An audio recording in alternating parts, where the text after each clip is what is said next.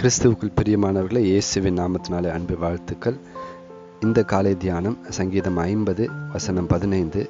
ஆபத்து காலத்தில் என்னை நோக்கி கூப்பிடு, நான் உன்னை விடுவிப்பேன், நீ என்னை மகிமைப்படுத்துவாய். மிக அருமையான ஒரு வாக்கு தத்துவம்ல.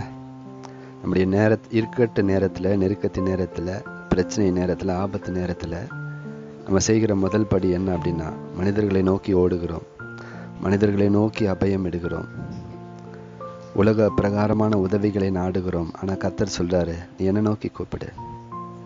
அவன் என்னிடத்தில் வாஞ்சியா இருக்கிறபடினால நான் அவனை விடுவிப்பேன், என் நாமத்தை அவன் நம்பி இருக்கிறபடினால. ஆமேன். நம்ம வாழ்க்கையில் ஒன்று மாத்திரம் மறக்கக்கூடாது, நம்ம கர்த்தருடைய பிள்ளைகளாக இருக்கிறபடினால நம்முடைய நம்பிக்கைக்கு உரிய ஒரே ஒரு நாமம் இயேசுவின் நாமம் தான். எந்த சூழ்நிலையில் நீங்கள் இருந்தாலும், எப்படிப்பட்ட சூழ்நிலை இருந்தாலும் அந்த நாமத்தை நோக்கி கூப்பிடும் பொழுது, ஒரு நல்ல உதாரணம் எனக்கு மனாசே தான் நினைவுக்கு வருகிறான்.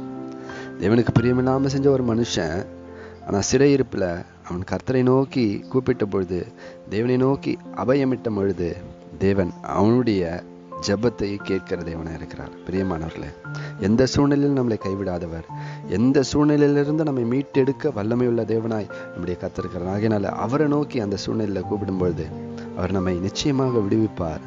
நம்ம ஒன்று மறக்க வேண்டாம், நம்ம அவரை மகிமைப்படுத்தணும். ஆமேன். ஹல்லேலூயா, ஹல்லேலூயா. அதோடு கூட கர்த்தர் ஒரு காரியத்தை எதிர்பார்க்கிறார். என்ன அப்படின்னா, அதுக்கு முன்னாடி வசனம், நீ தேவனுக்கு ஸ்தோத்திர பலியிட்டு உன்னதமானவருக்கு பொருத்தனைகளை செலுத்தி ஆபத்து காலத்திலே என்னை நோக்கி கூப்பிடு. நிறைய நேரத்தில் கர்த்தர் செய்ததை நம்ம மறந்து போகிறோம்ல.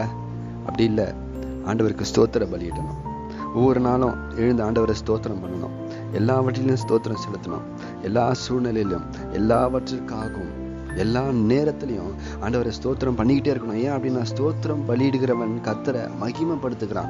நம்ம அழைக்கப்பட்டது நோக்கம், தெரிந்து கொண்டது நோக்கமே தேவனை மகிமைப்படுத்தும்படியாக தான். அதனால நம்ம ஒவ்வொரு நாளும் தேவனிடத்துல நன்றி உள்ளவர்களாய் அவரை ஸ்தோத்திரம் பண்ணி, அவர் செஞ்ச சின்ன சின்ன காரியங்களுக்காகவும் பெரிய பெரிய காரியங்களுக்காகவும் அவரை மகிமைப்படுத்துவோம்.